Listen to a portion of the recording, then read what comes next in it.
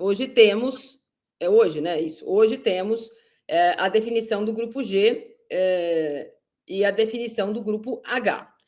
Pipeno, ninguém aí fez grande coisa, apesar da goleada do Manchester City, por exemplo. Não dá para dizer que o novo Manchester City vai ser de novo o bicho-papão da Premier League. Não estou vendo nada assim muito ainda. Você está vendo?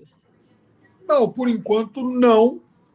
O Guardiola já está lançando aí alguns reforços, né? O time já teve estreias desse campeonato mundial.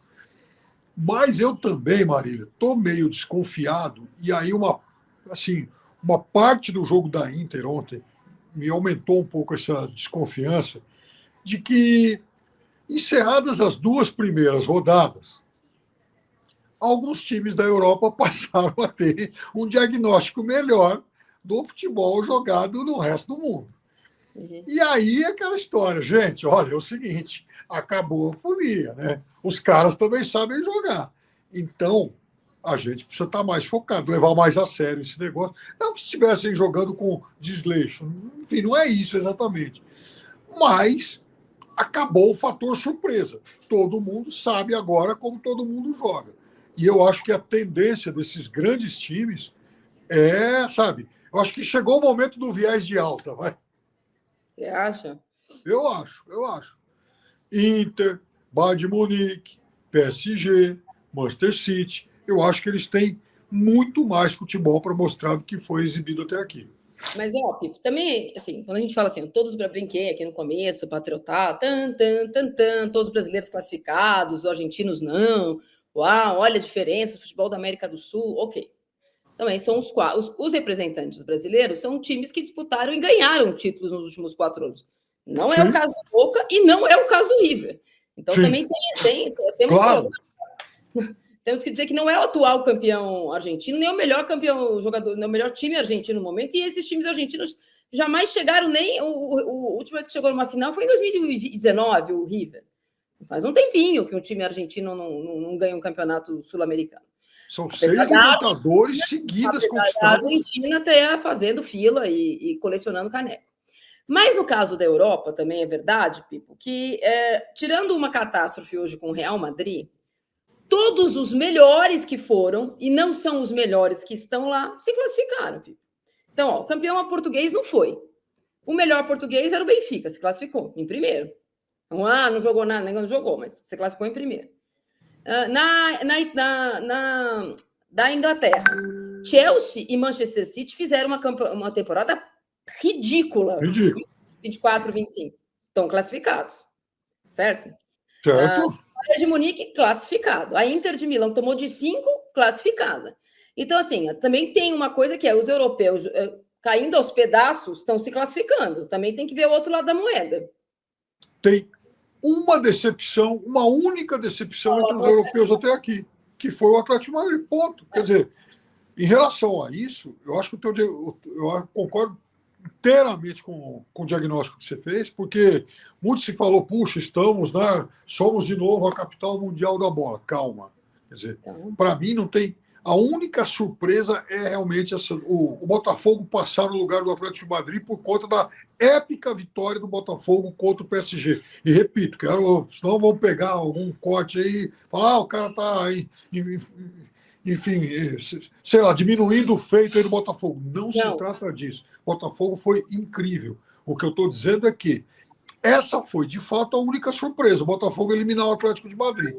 Porque, em relação ao resto, antes de começar o campeonato, eu cansei de falar, olha, o Palmeiras é favorito para passar em primeiro, porque o Palmeiras é melhor que o português. O Porto quase não foi, Piper, nem com a Europa League, Conference League, sei lá. Exato, um time fraco. Agora, os grandões da Europa tiveram lá um tropeço ou outro, normal em final de temporada, mas eu diria que agora, né, para usar enfim, uma linguagem um pouco mais popular, todo mundo se aprumou de novo. Então, assim, vai ser...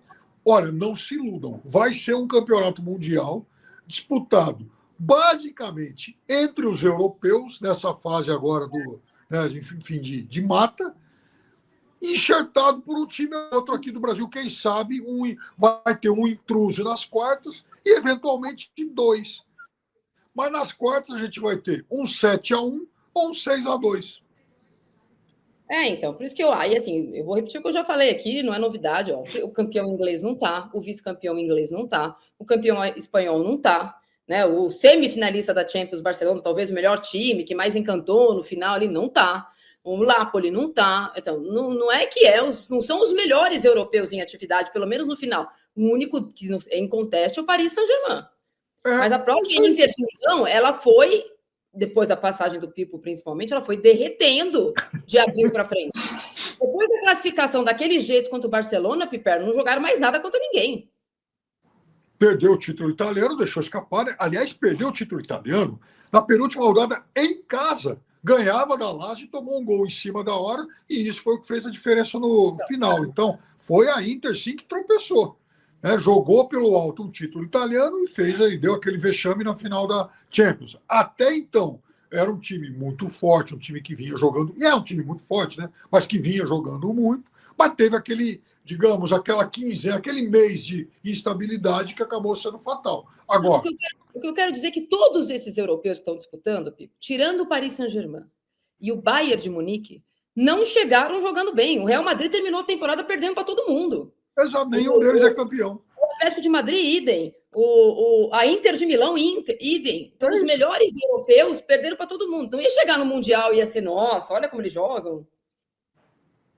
Então, por isso que eu também acho que o diagnóstico aqui falhou. Agora, no momento em que, mesmo tendo falhado, eu cansei de falar que ia dar jogo em várias situações, em muitos confrontos. Como eu acho que vai dar jogo Flamengo e Bayern. Acho que o Bayern disse isso ontem, no outro centro de custo, tem escrito sobre isso. Eu acho que o Bayern é favorito, mas não é um favoritaço. É um favorito aí, vai, 55-45, 60-40 e não mais que isso. Vai ser um confronto duro, porque também, veja, a gente está falando de um trio de brasileiros que forma, de fato, aquilo que o futebol brasileiro tem de melhor hoje. Não é, como você muito bem apontou, não é o que acontece na Europa. Esse bloco de europeus que participam do Campeonato Mundial não é necessariamente o que a Europa tem de melhor hoje. Por incrível que pareça, eu acho que a América do Sul ela encontrou digamos, um formato melhor para apontar os seus representantes. E a gente achava que não, né, Pipo? A gente achava que não ia acontecer. E aconteceu. Pelo menos no caso do Brasil, tem mais de 2 representantes, porque são os campeões continentais, os últimos 4, mas acho que ainda assim, para o próximo, se é que vai ter, se a Europa vai querer ter o próximo, acho que se tiver uma grande decepção dos europeus, a UEFA vai puxar o carro dessa história. Mas ainda acredito que não, porque de fato é um sucesso a competição. Acho que é um sucesso, mas os nossos olhos não são exatamente os olhos europeus nesse momento. Mas acho que o critério de classificação precisa ser outro, Piper. Então, porque a Europa resolveu, de forma demagógica e populista, restringir a 2 para o país. Então, assim, a Inglaterra só pode 2, beleza, mas, será que o terceiro e o quarto da Inglaterra eles não atrairiam mais atenção do que os 2 primeiros de Portugal? Então, talvez tenha que ser proporcional ao que eles fazem na Champions. Na Champions não tem 4 times de um país, 2 de outro, um de outro. Exato. Talvez tenha que ser isso. Os campeões continentais, né, da Champions, e aí faz uma coisa proporcional ao que já era. Estou dizendo isso por conta de alguns jogos realmente muito difíceis de assistir, né, Pipo?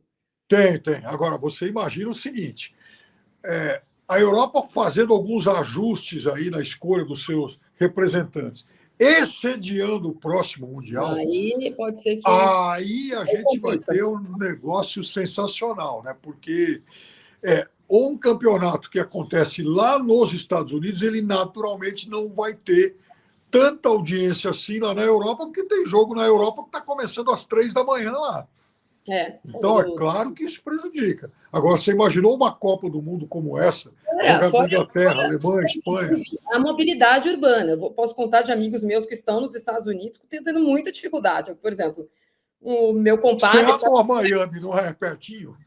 Não é pertinho, não, mas mesmo Nova York e Miami não é pertinho, e meu compadre que está lá, padrinho dos meus filhos, para sair de Nova York para ir para Miami, tinha passagem, o voo foi cancelado, teve que ir para Atlanta para chegar em Miami para o jogo contra do Messi. Já chegou no horário, que chegou no hotel, uma confusão. Aí agora precisa achar uma passagem para Filadélfia, porque dependia de como ia se classificar para saber onde ia jogar.